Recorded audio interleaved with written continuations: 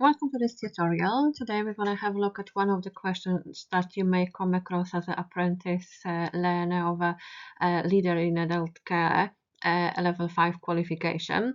The question is, explain how supervision should be used to support and or protect the supervisor, the supervisee, individuals, families and carers, and then the organization.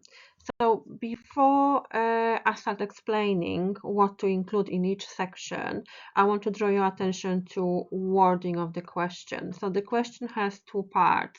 So pay close attention to wording.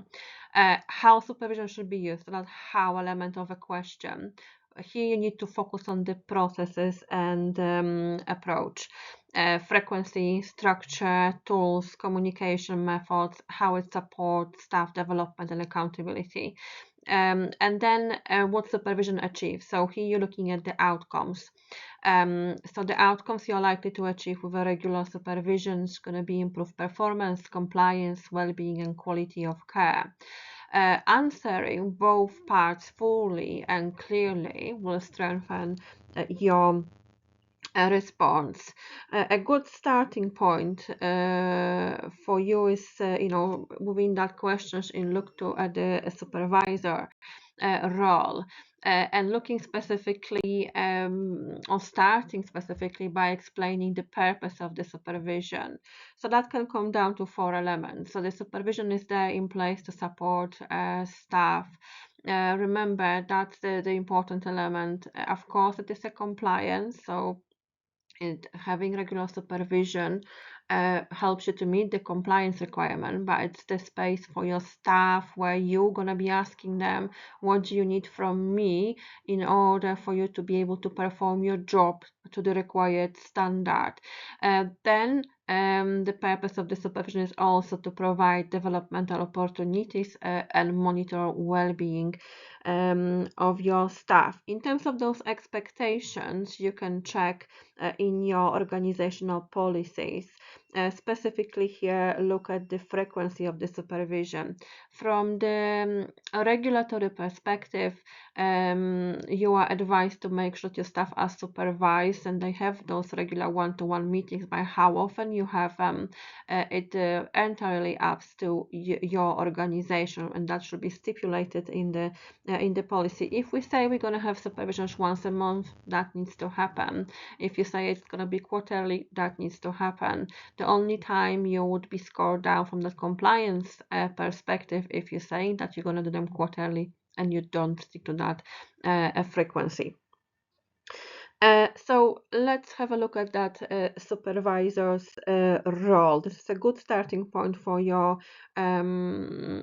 assessment, because when you start talking about the purpose of the supervisor's role, and you focus on that in depth, you're going to cover other areas as well, but because they overlap in more than one aspect.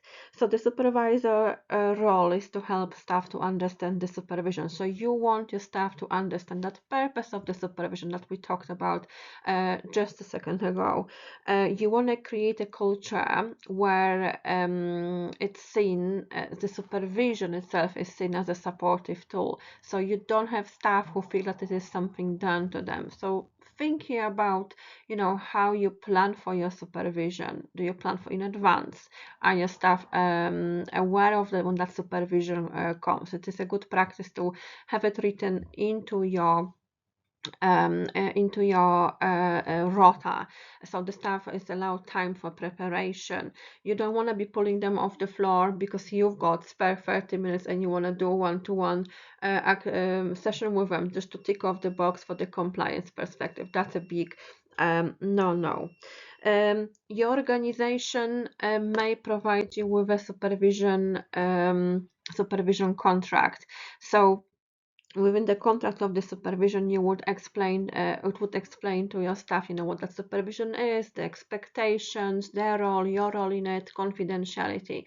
If that's not in place, then at the beginning of each supervision, make a point to remind the staff of the purpose of the supervision, the confidentiality that you're going to be making, also they're going to receive a copy of that, how the record's going to be managed, how you're going to store it, what's the purpose of it. So that's important. Also, create a safe space, private space without distractions. You don't want to have a situation where, your phone rings, you get distracted with something else. Create that space for your staff. Give them that time, so they will feel that they are listened to, that they are the priority within that time given to them for that supervision, for that one-to-one session. Demonstrate active listening. So again, don't listen to your staff to give them answers. Don't also see the supervision as something, space where you're gonna tell them off. That's not the purpose. Yes, the performance management is an element of supervision, but you want first to hear from your staff before you start, bringing any actions that you would like them to work on. Focus on that supportive element. So good practice, record keeping and clarity. So the supervision should be signed by both of you, and the copy of that supervision should be given to staff. So you probably have a template of a supervision, and that will guide you in terms of what is covered. And from that perspective, you are also protected in your role, and your staff are protected because you give that structure to that meeting.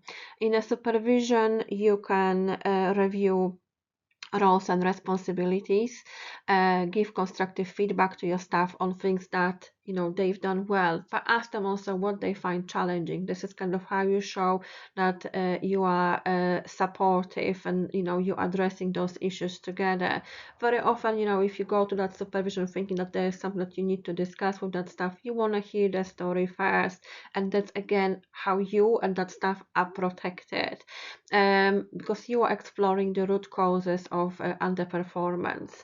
And this is where you can bring in motivational theories. So you can draw on frameworks like Maslow hierarchy of needs. So you're thinking about which need of my staff member is not met that is causing them to underperform. So think, do they feel safe? Do they got everything that they need to be able to perform their role? Maybe, they need additional training or guidance from you. And in that way, you're going to build trust. You show that staff they are heard and valued. So it's not a kind of a punitive measure that going into a supervision and probably, I'm going to be told off for not doing something or not doing it as my manager wants. So you don't want that. You want to be supportive manager and nurturing to your team. That's again another protective aspect. It helps guide you how you support and motivate staff. So kind of your actions kind of are more rooted into something specific, and that can prompt you to thinking about two different solutions. But it also encourages personal and professional growth because you identify those gaps, and you put things in place that could be action for you, could be action for your staff, that you are gonna be working on that. Within the supervision, you want to create the atmosphere of mutual respect and understanding. So link each session back to the previous one. Show actions are meaningful, not at the tick box exercise, because if at the end of each supervision you give your staff actions and then you never review them, so what's the point of that? It's only a pointless tick box exercise at that point. You want to create mutual respect and understanding. Always raise and discuss the well-being. There's that aspect of a question that you want to kind of know what's happening with that staff member, just so for you to be able to support them, but kind of make a point of saying, just tell me about the things that, if something happening in your life that is impacting on your work, then I should know about that, because maybe I can help you. I can direct you to the additional support if I'm not the person that could address that specific issue. Early action and open conversation, that equals trust. So that's very important. Also encourage staff ownership. So you can create like atmosphere, the routine, almost like a ritual about around the supervision that your staff, some of your staff might not be able or kind of don't think forward in terms of how to prepare to themselves for the supervision. You're going to have staff members who will write the questions, they will bring the notes, they will want to kind of take charge on a supervision, but you're going to have those who are maybe more shy, maybe they're new to the role. But you want to kind of create that engagement from them, so they take ownership for what's happening and for their roles. So you could suggest that for each supervision they bring 3 questions or 3 topics they would want to talk about, and for that you're encouraging engagement specifically for that new staff. Always aim to, for staff to talk more than you in that supervision, and that can be something that you develop over time. And again, for that ownership, the staff is taking ownership and you and the staff members are protected in that way at the same time as you are prompting that development. Reflection may feel uncomfortable, and that's okay. Discomfort equals growth and learning. So here, prompt to your staff to reflect. When they bring a challenge to you, don't just give them an answer. Try to encourage them to reflect on that. Choose one of the reflective practice models, for example, Driscoll's model, and help them to reflect on what happened, what they have learned from it, how they could change that for the future to get a different outcome. Supervisor's key responsibility. So think, just to summarize that aspect, think about, your responsibilities, and when you fulfill them, again, that's that kind of protection for you, for that supervisor, for the individuals, for the organization. So you firstly need to develop staff understanding. Supervision is for them. It's not something done to them. You want to set clear role and expectations. So that's, through that introduction to that supervision, creating that ritual around the supervision. Use or explain supervision contract. So that's that going back to the roles and expectation. Respect confidentiality by having clarity around, when that cannot be broken. Choose the right environment, right time. Create, mutual respect and active listening. Apply motivational theories if that's appropriate. Be supportive and not punitive. Address concerns early. Encourage ownership and preparation. Review previous actions, very important. So there is kind of that flow to the supervision process. So it's not kind of chunk from month to month or from quarter to quarter, but it's kind of a process. Prioritize well-being, because that will make your staff also feel that they are cared for. And that's important, because a competent and staff kind of who are happy deliver a better care, and that's how the individuals are protected as well. Discuss developmental opportunities. That's going to also support the retention. So again, there's a protection for your organization as well. So now let's have a look briefly at the supervisor, because we've covered that already quite a lot. So supervision gives supervisor the space to discuss the concerns. So they need to come to that supervision thing that they can bring things to you. They can't be scared. They want to ask questions, and you want them to feel like they can ask those questions. It's an opportunity for them to learn and develop, reflect on the experiences of any challenges they had, plan for the future training, discuss the career progression, linking back to the appraisal as well, share challenges and successes. So always kind of try to end on that good note. Prompt your staff to think of something good that they have achieved. Very often they do so much and they create such an impact, but they don't see it. Make them see it, because that will make them feel valued, and they will value the role, which in care, that role of a support worker, of a carer, is undervalued. So this is on you to create that value for that role within your team, and that's also going to impact on the quality and that protection element. Identify opportunities for further growth. So again, that depending on the service that you deliver, that's going to look different, but delegation could be a good aspect for that growth element.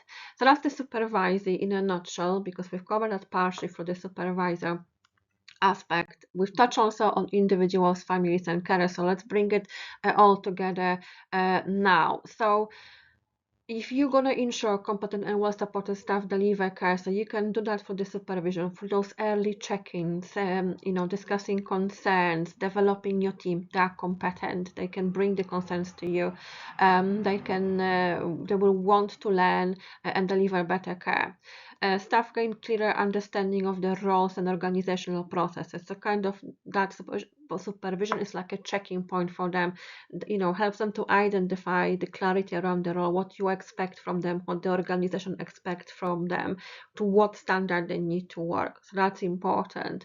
It provides an opportunity to discuss the people they support. So again, you usually within the supervision going to kind of do a quick run over the service users, the customers that your staff supports, and to identify any issues, any changes that need to happen. Your staff are the key element of your organization, so they know those individuals. You don't really know them as well as your staff, so that knowledge comes from your staff. So in terms of a support plans, risk assessment, agreed ways of working, any changes that we need to implement, it comes from your staff, and supervision creates that opportunity for you to catch up on those elements, and through that you protect the individuals, families, and other carers who might be involved.